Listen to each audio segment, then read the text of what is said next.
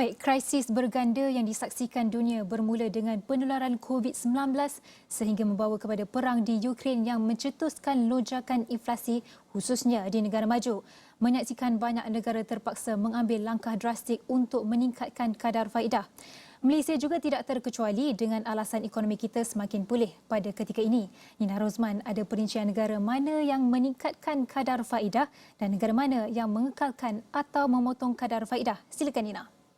Baik, terima kasih Nabila. Mari kita teliti negara-negara mana yang mengalami kenaikan kadar faedah dan negara-negara mana yang mengalami pemotongan kaedah dan negara mana yang mengekalkan kadar faedah mereka. Seperti mana yang anda dapat lihat data di hadapan saya ini adalah kadar faedah iaitu Bank Pusat pada tahun ini iaitu by Central Bank, di mana anda dapat lihat warna-warna ini menggambarkan di mana warna merah menggambarkan kenaikan kadar faedah, di mana warna biru menunjukkan potongan kadar faedah, di mana warna kuning menggambarkan iaitu kadar faedah kekal sama. Jadi bagaimana kita mahu lihat kadar faedah di setiap negara-negara utama ini, iaitu adakah kadar faedah lebih tinggi atau lebih rendah atau kekal sama berbanding kadar faedah yang dilakukan pada Januari 2022 tahun ini. Jadi seperti mana yang anda dapat lihat di hadapan saya berwarna merah itu iaitu menunjukkan iaitu kadar faedah di negara-negara ini iaitu sedang meningkat, iaitu di mana di negara Amerika Syarikat iaitu seperti mana negara Amerika Syarikat yang mengalami inflasi yang agak tinggi kerana permintaan yang agak tinggi. Oleh itu mereka menaikkan kadar faedah untuk mengawal keadaan itu.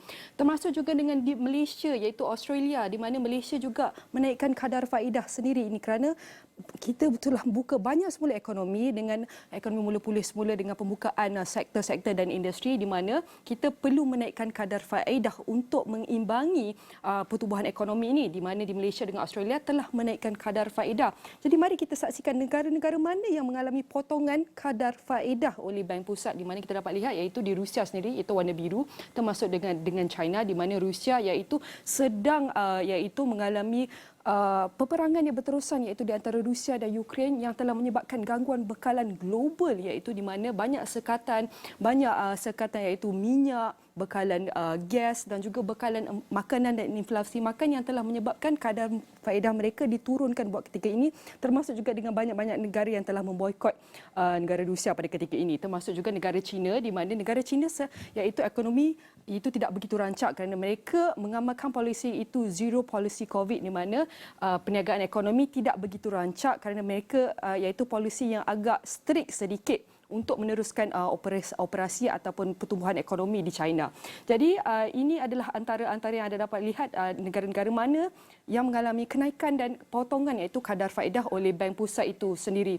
Iaitu di mana anda dapat lihat di mana warna kuning ini ada beberapa negara iaitu mengalami kadar faedah yang kekal sama, dan anda dapat lihat majoriti kadar faedah yang naikkan oleh Bank Pusat iaitu majoriti negara mengalami kenaikan kadar faedah pada tahun ini. Jadi apabila kita melihat kadar faedah Bank Pusat 2022 sekaligus kita melihat apakah iaitu prestasi OPR, overnight policy itu kadar faedah yang dilakukan oleh Bank Negara Malaysia, di mana anda dapat lihat tahap OPR sebelum COVID-19 iaitu pada tahun 2019 iaitu berada pada tahun 3.0% dan mengalami trend penurunan apabila masuk tahun 2020, di mana kita dialami iaitu pandemik COVID-19 dengan tahap OPR iaitu menurun daripada 2.75% iaitu trend menurun sehingga iaitu 1.75% iaitu pada bulan Julai, dan pada masa itu kita dapat lihat iaitu penurunan sebanyak 1.75 iaitu kekal pada waktu COVID-19 itu kekal sehinggalah pada tahun 2021 dan sehingga 2022, di mana negara kita mengalami pengucupan ekonomi dan kita dapat lihat iaitu tahap OPR itu kekal rendah sepanjang pandemik COVID-19, namun menjelang tahun 2022 itu banyak inisiatif dan usaha untuk memulihkan ekonomi. Kita dapat lihat kadar tahap OPR itu meningkat dalam tempoh pada bulan Mac hingga Mei tahun ini iaitu sebanyak daripada 1.75 yang kekal statik selama setahun lebih naik sedikit demi sedikit sehinggalah kita mendapatkan angka OPR itu sebanyak 2.50% yang direkodkan setakat September ini. Jadi yang mana anda dapat lihat iaitu kadar OPR ini iaitu meningkat, namun ia masih kekal rendah di waktu ketika perang pandemik. Jadi ini adalah keputusan OPR yang dapat saya kongsikan ketika ini, Nabila. Baik, terima kasih Nina. Bagi mengulas lanjut, kita bersama dengan Profesor Madya Dr. Ahmad Razman, penganalisis ekonomi Putra Business School. Baik, Profesor. Terima kasih kerana sudi bersama dengan kami pada ini. Jadi kita nak tanyakan, dua suku sebelum ini ekonomi kita tumbuh kukuh dengan terbaru pada 8.9%. Namun lantunan pertama selepas bol cecah ke lantai biasanya memang tinggi. Jadi dalam konteks ekonomi ini disebabkan asas yang rendah tahun lepas. Justru berbaki dua suku lagi. Adakah boleh kita capai pertumbuhan kukuh yang tinggi? Ya, Nabila, apabila kita melihat pertumbuhan positif K&K negara pada suku tahun pertama dan kedua, 5% diikuti dengan 8.9%, sudah pasti ini memberi orang kata petanda positif bahawa tahun ini kita akan mampu mencapai sasaran pertumbuhan positif K&K sekitar mungkin 5.3% hingga 6.3%. Kalau kita nak lihat banding dengan tahun lepas, tahun 2021, memang ketika itu K&K agak rendah, disebabkan itulah kita lihat pertumbuhan positif yang agak tinggi tahun ini. Namun saya lebih cenderung kepada positif lah bahawa kita akan mampu mencapai target ini, kerana bayangkan kalau suku tahun ketiga ini kita masih mengeluarkan K&K pada jumlah yang sama seperti suku tahun kedua, pertumbuhan akan menjadi 9% untuk suku tahun ketiga. Dan katakanlah kita untuk suku tahun keempat tahun ini jumlah K&K sama seperti tahun lepas pada akhir 2021, maka walaupun pertumbuhan tidak akan setinggi seperti sebelum, tetapi K&K keseluruhan untuk tahun 2022 akan menjadi 5.5%. Dan malahan ini adalah yang orang kata jangkaan yang paling orang kata konservatif lah, iaitu K&K kita tidaklah orang kata meningkat sebanyak mana seperti suku tahun pertama dan kedua, tetapi kalau kita mampu meningkatkan lagi K&K untuk separuh tahun kedua tahun ini, saya yakin kita akan mencapai K&K melebihi 6%. Dan ini didorong oleh, pertama, kalau kita lihat